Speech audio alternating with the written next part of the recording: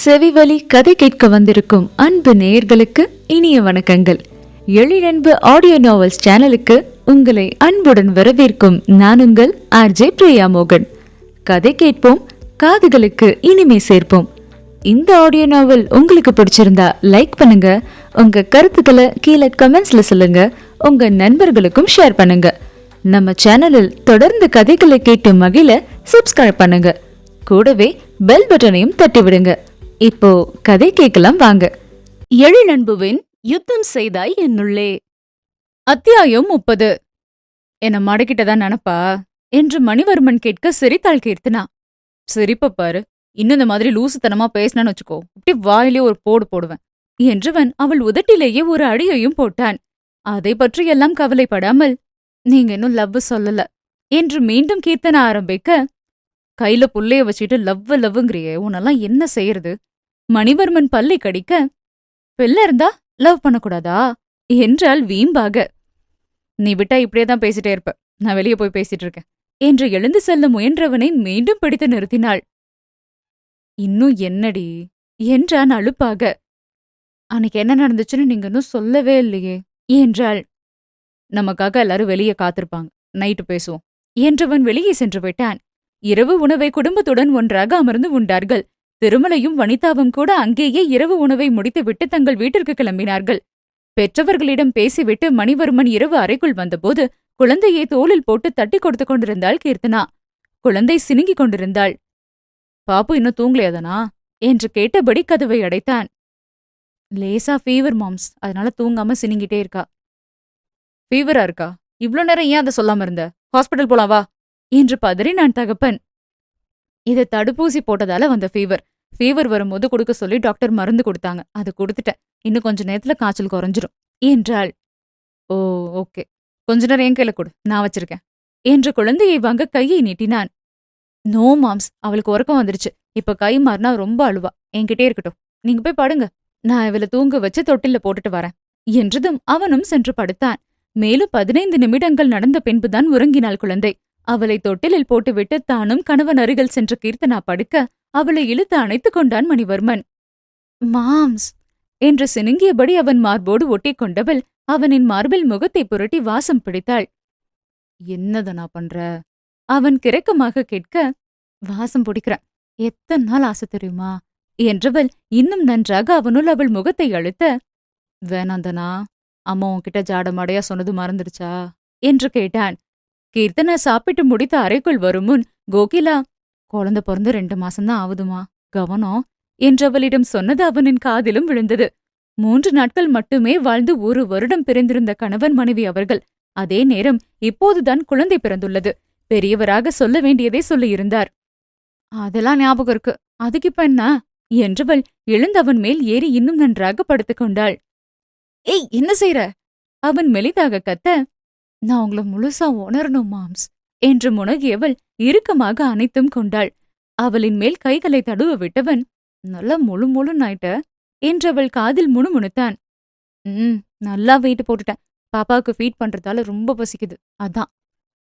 6 மாசம் ஆனதும் சின்ன சின்ன ஒர்க் அவுட் பண்ணு, பாப்பாவுக்கு ஃபீட் பண்றது நிறுத்தின பிறகு டயட் இரு என்றவள் உடலை தடவிக்கொண்டே அவன் சொல்ல, இப்போ அதுவா முக்கியம்?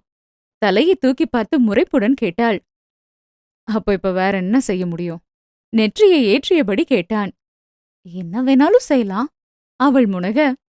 இதாகாது, நான் ஏற்கனவே காஞ்சு போய் கிடக்குறேன், நீ வேற ஏத்தி விடாது, நீ இன்னும் கொஞ்ச நேரம் இப்படியே இருந்தா சரி வராது என்றவன் தன் மேல் இருந்தவளை இறக்கிவிட்டு தோல் வளைவில் மட்டும் இருத்திக் கொண்டான். மாம்ஸ் என்று சினுங்கினாள். அவளின் கீழ் உதட்டை 2 விரல் கொண்டு நசுக்கியவன், சினுங்காதடி என்றான். அவள் பாவமாக பார்க்க, உன் உடம்பு கொஞ்சம் தேரட்டும், பேசாமரு என்று அதட்டினான். இதுக்கு மேலையா தேரணும் என்றவள் தன் உடலை சுட்டிக்காட்டி கேட்க அவன் பார்வை அவளின் வயிற்றை தீண்டியது. அவள் கட்டியிருந்த சேலை விலகி வயிறு தெரிய வயிற்றிலெல்லாம் கர்ப்பகால சுருக்கம் வரி வரியாக தெரிந்தது. அதை தன் விரலால் வருடியவன், வயிறு கூட இன்னும் பெருசா இருக்கு என்றான். வயிறு குறைய டாக்டர் ஒரு பெல்ட் கட்ட சொன்னாங்க, அது கட்டினாலும் அப்படியேதான் இருக்கு என்று உதட்டை புதுக்கினாள். ஒர்க் அவுட் பண்ண ஆரம்பிச்ச பிறகு சரியா போகும் என்றான். சரிதான், உங்களுக்கு என் மேல லவ்ஸ் இல்லன்னு நான் சொன்னது சரியாதான் இருக்கு. பொண்டாட்டிய முழுசா பார்த்து 1 வருஷம் ஆச்சே, அவளை கொஞ்சம் மிஞ்சும் ரொமான்டிக்கா பேசுவோன்னு இல்லாம ஜிம் ட்ரைனர் மாதிரி பேசிட்டு இருக்கீங்க. என்று நொடித்துக் கொண்டாள். படக்கென்று அவன் படுக்கையிலிருந்து எழுந்து அமர, அவன் வேகத்தை பார்த்து கோபம் கொண்டு விட்டானோ என்று நினைத்தவள் அவனை பயப்பார்வை பார்த்தபடி தானும் எழுந்து அமர்ந்தாள். அவளின் கண்களில் பயத்தை கண்டவன் கட்டிலில் சாய்ந்து கால் நீட்டி அமர்ந்து அவளை தன் கை வளைவுக்குள் கொண்டு வந்தான். அப்பொழுதுதான் அவளுக்கு நிம்மதியாக இருந்தது. அது ஏன் திரும்ப திரும்ப லவ்னு ஆரம்பிக்கிற? கல்யாணத்தை நிறுத்த போறேன்னு சொல்லிட்டு அப்புறம் வீட்ல சொன்னாங்கன்னு கல்யாணம் பண்ணிக்கிட்டு, கல்யாணம் பண்ண பிறகு என் மீது நான் உன் பிடிச்சிருக்குன்னு சொல்லி மட்டும் நான் உன் கூட வாழ ஆரம்பிச்சதால உனக்கு இந்த டவுட் வருதுன்னு நினைக்கிறேன். நான் உன் கூட இந்த 1 வருஷமா இருந்திருந்தா உனக்கு இந்த டவுட் வந்திருக்காதுன்னு நினைக்கிறேன். என்ன, சரியா? என்று மனைவியிடம் கேட்க அவள் அமைதியாக இருந்தாள். உன் மைண்ட் வாய்ஸை கேட்ச் புடிச்சிட்டேன்டி பொண்டாட்டி. உனக்கு விளக்கம் சொல்லாம நீ வாழ்நாளெல்லாம் இந்த கேள்வியை தான் கேட்டுட்டு இருப்ப. உன் டிக்ஷனரியில லவ்னா என்ன? கொஞ்சறதும் மிஞ்சறதும் ரொமான்டிக்கா பேசுறதும் தான் லவ்வா? அதெல்லாம் நம்ம உணர்வுகளுக்கு ஒரு வடிகால். அந்த வடிகாலுக்கு வடிவம் சேர்க்கிற மயக்கம் வார்த்தைகள் தான். ரொமான்டிக்கா பேசுறது இதெல்லாமே தான். இப்போ உன் கண்ணுல ஒரு பயம் தெரிஞ்சதும் உன்னை என் கைக்குள்ள கொண்டு வந்து நீ பயப்படவே தேவையில்லைன்னு உனக்கு ஒரு உணர்வு கொடுத்தேன் பாரு. அதுக்கு பேர் கூட நீ சொல்ற லவ் தான். உன்னை இங்க விட்டுட்டு நீ கர்ப்பமான சமயத்துல உன் கூட இருந்து பாத்துக்க முடியல. நீ தனியா கஷ்டப்படுற. உன் பக்கத்துல இருந்து குழந்தை வளர்ச்சியை பார்த்து அனுபவிக்க முடியலன்னு எங்கேயோ உட்காந்துக்கிட்டு நான் வருந்தினேன் பாரு. அது கூட நான் சொல்லாத லவ் தான். அதெல்லாம் விட ஒண்ணு இருக்கு என்றவன் அவள் கண்களை ஆழ்ந்து பார்த்தான். என்ன என்பது போல பார்த்தவள் அவன் கண்களில் கண்ட உணர்வைக் கண்டு தடுமாறி போனாள். வார்த்தையால் சொல்வது மட்டும்தான் காதலா? இதோ அவன் சொன்னதையெல்லாம் தாண்டி கண்களாலேயே காதலை காட்டினான் அந்த காளையவன். அதென்னவோ சிலருக்கு செயலால் உணர்த்துவதை விட அதை வார்த்தையால் தெரிந்து கொள்வதில்தான் திருப்தி அடைகின்றனர். அந்த நிலையில்தான் கீர்த்தனா இருந்தாள். காதல் உணர்வை எனக்கு வார்த்தையாலெல்லாம் வெளிப்படுத்த தெரியாதுதானா? இப்ப கூட நான் பேசினதெல்லாம் நீ எந்த அளவுக்கு புரிஞ்சுக்கிட்டேன்னு தெரியல. இதுக்கு மேலேயும் காதலை பத்தி நீ விளக்கம் எதிர்பார்த்தினா இப்ப நான் சொல்றத கேட்ட பிறகாது நம்புவியான்னு பாப்போம் என்றவன் அவள் கண்களையே பார்த்து கொண்டு, இன்னும் கொஞ்ச நேரத்துல உயிர் போறது உறுதின்னு தெரியும் போது எனக்காக ஒருத்தி காத்திருக்கா. அவளுக்காக நான் வாழணும்னு ஒரு வெறி வரும் பாரு. அதுதான் என்னை பொறுத்தவரை உன் மேல நான் வச்ச காதல் என்றவன் ஆழ்ந்த குரலில் சொல்ல, மாம்ஸ் என்றாள் உணர்ச்சி பிழம்புடன். நீ நினைச்சது சரிதான். கல்யாணம் முடிஞ்சிருச்சு. நீ என் மனைவி. உனக்கும் என்ன பிடிச்சிருக்கு. அதுக்கு மேல என்ன வேணுங்கிற எண்ணம் தந்த உரிமையில தான் உன் கூட வாழ ஆரம்பிச்சேன். ஆனா அப்புறம் நம்ம பிரிவுல ஒவ்வொரு நாளும் நான் உணர்ந்தது என்ன தெரியுமா? எனக்கும் உன்னை பிடிச்சிருக்குங்கிறது தான். அதை விட சத்தீஸ்கர் காட்டுக்குள்ள என் உயிருக்கு ஆபத்து வந்தப்போ எனக்கு முழுமையா புரியவும் செஞ்சது. இதுக்கு மேல உனக்கு சொல்லணும்னா எனக்குள்ள நீ யுத்தம் செஞ்சிருக்கதனா என்றான் காதலுடன். இதுவரை மனம் விட்டு பேசாதவன் இப்போது பேச கணவனையே இமைக்க மறந்து பார்த்து கொண்டிருந்தாள். ஒரே ஒரு வாக்கியமாக, நானும் உன்னை விரும்புகிறேன் என்றவன் சொல்ல வேண்டுமென்றுதான் அவள் எதிர்பார்த்தாள். ஆனால் இப்பொழுதோ அவன் மனதில் அவள் எந்தளவு இடம் பிடித்திருக்கிறாள் என்பதையே சொல்லிவிட்டான். அவளுக்கு சந்தோஷத்தில் நெஞ்சம் விம்மிய அதே நேரத்தில் அன்றைய நிகழ்வை பற்றி தெரிந்து கொள்ள வேண்டும் என்பதால் மெல்ல கேட்டாள்.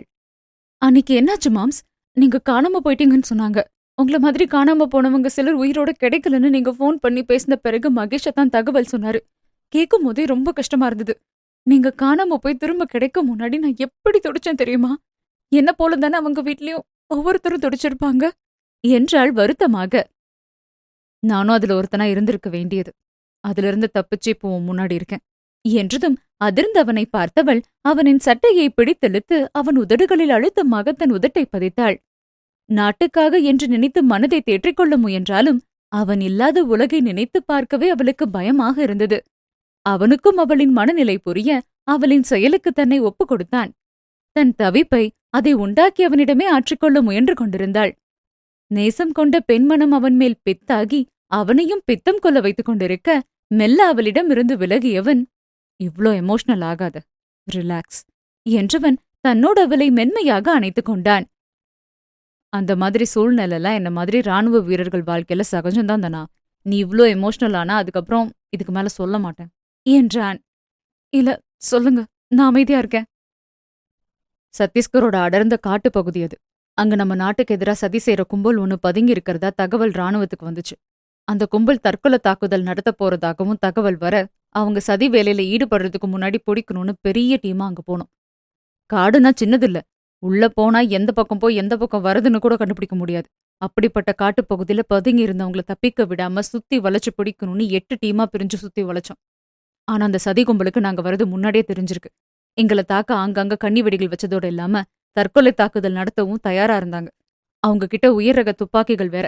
எங்களுக்கும் அவங்களுக்கும் பலமான மோதல். தாக்குதல் நடத்தும் போது சதி கும்பல் எங்க டீமை சிதறடிச்சாங்க. அதுல எங்க டீம் காட்டுக்குள்ள கலைய வேண்டிய சூழ்நிலை.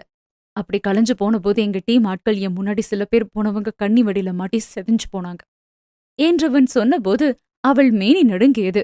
அவளை அழுத்தி பிடித்து கொண்டவன், அதுல மாட்ட நான் இன்னும் ஒரு ஸ்டெப் எடுத்து வச்சிருந்தா போதும். அப்படி ஆகாம தப்புனது நானும் என் டீம்ல 4 பேரும் மட்டும்தான்.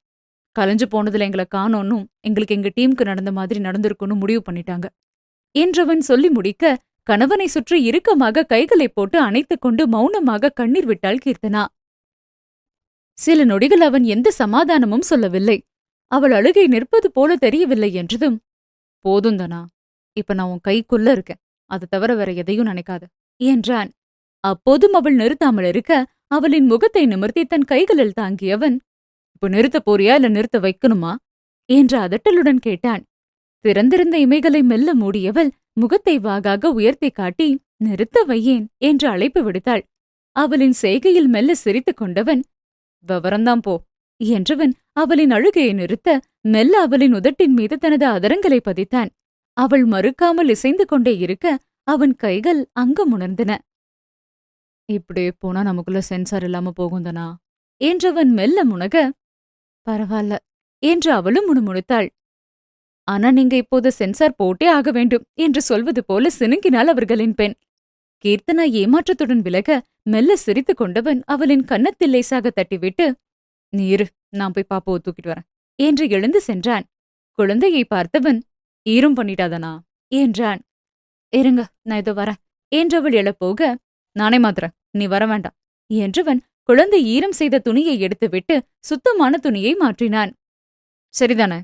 மலையில் அவள் குழந்தைக்கு செய்ததை பார்த்ததை வைத்து செய்தாலும் அவளிடமும் உறுதிப்படுத்திக் கொள்ள கேட்டான். சரிதான் என்றவளின் மனம் முழுவதும் ஒருவித நிறைவு. கணவனையே ரசனையுடன் பார்த்து கொண்டிருந்தாள். துணியை மாற்றிய பிறகும் குழந்தை சினுங்கிக் கொண்டே இருக்க, அவளை தூக்கிக் கொண்டு மனைவியின் அருகே வந்தான்.